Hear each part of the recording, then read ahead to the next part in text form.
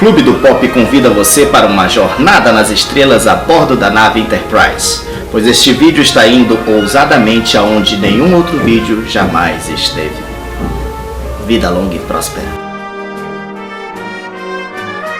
Após um mês de adiamento, finalmente vamos poder conferir aqui no Brasil a nova produção da franquia Star Trek. Nesse novo filme, a tripulação da nave Enterprise recebe uma missão de resgate num planeta inóspito, e a partir daí começa a nossa aventura. Existia uma certa apreensão por parte dos fãs nesse filme por conta da ausência do J.J. Abrams na direção, já que ele havia deixado a franquia do Star Trek para comandar o filme Star Wars: O Despertar da Força. Para o seu lugar foi contratado o Justin Lin, que vinha de uma série de filmes da franquia Velozes e Furiosos. Só que Velozes e Furiosos é algo totalmente diferente de Star Trek, então é compreensível esse temor por parte dos fãs. O J.J. Abrams ficou apenas com a função de produtor e a equipe criativa se formou a partir da união do Simon Pegg com o roteirista Doug Young no roteiro e o Justin Lin na direção. E a boa notícia é que os fãs não têm nada a temer. Essa nova equipe criativa fez um excelente trabalho. Começando pelo roteiro, que é excelente. Ter convidado o Simon Pegg para assinar o roteiro foi uma excelente sacada, porque ele é notoriamente um grande nerd, muito fã da franquia e conhece a fundo os elementos clássicos que fizeram o sucesso de Star Trek. Além de já ter muita familiaridade com os personagens, já que ele faz parte do elenco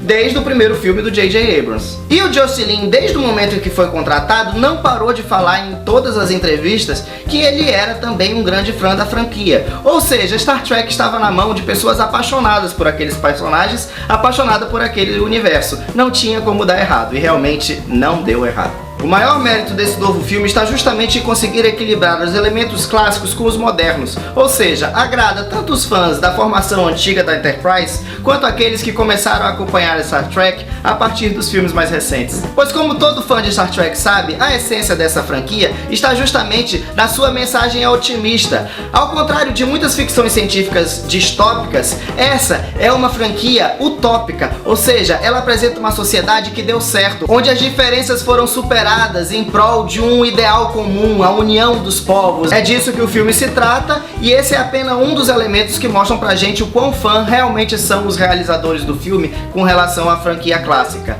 Outro elemento que toca muito a gente que é fã são as homenagens que são feitas ao Leonard Nimoy e à equipe clássica. Eu não vou contar aqui como isso acontece, mas basta dizer que quando essa homenagem ao Leonard Nimoy acontece, ela comove a gente porque ela é feita de uma forma muito bonita e muito sincera.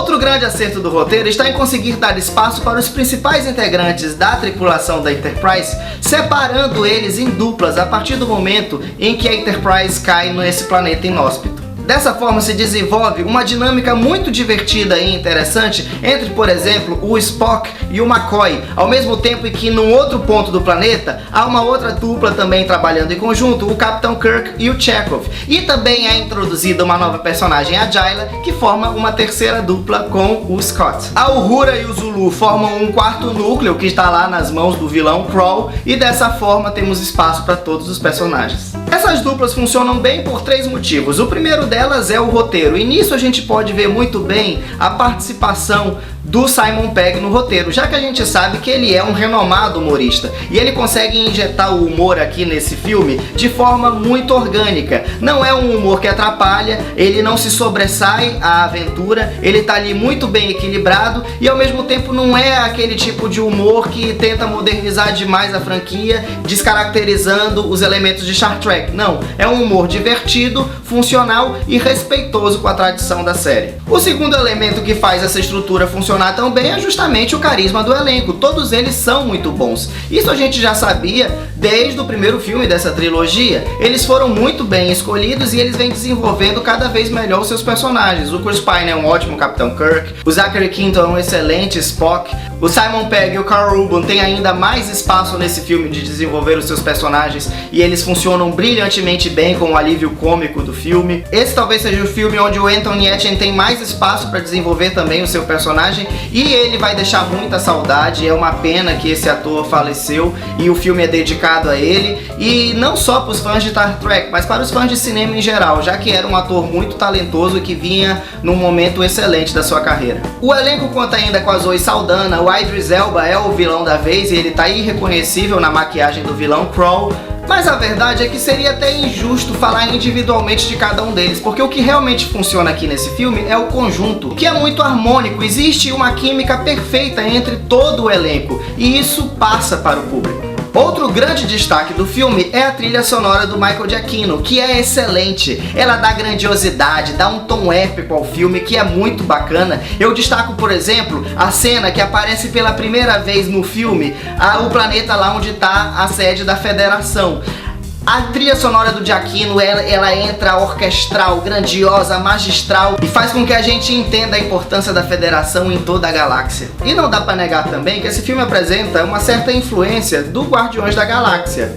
Um dos elementos que mais deu certo no Guardiões da Galáxia foi justamente o uso da trilha sonora pop, fazendo referência aos nossos dias atuais. Isso é feito também dentro do Star Trek. Existem dois momentos que se usa uma trilha sonora contemporânea. O de maior destaque é justamente quando entra a música do Beastie Boys, Sabotage, que é muito bem utilizada, muito bem feita. Embora a gente saiba que essa ideia foi sim influenciada pelo filme da Marvel, isso não incomoda, porque a forma como foi feita no Star Trek é empolgante, é vibrante e cria um ótimo momento dentro do filme. E eu quero abrir um parênteses aqui e comentar que essa foi a primeira vez que eu vi o clipe da canção tema do filme ser exibido no cinema antes do filme em si. Eu tô falando, é claro, da canção Sledgehammer, da Rihanna, que toca apenas nos créditos finais, mas que parece que foi feita já pensando para o Oscar. E eu não duvido nada que a música seja indicada ao Oscar e que até ganhe, porque é sim uma música muito boa. A questão é que ela não tem função dentro da narrativa, ou seja, é realmente aquela música de créditos, mas a música em si é bacana. But I hit a wall, I hit a wall, watched it fall.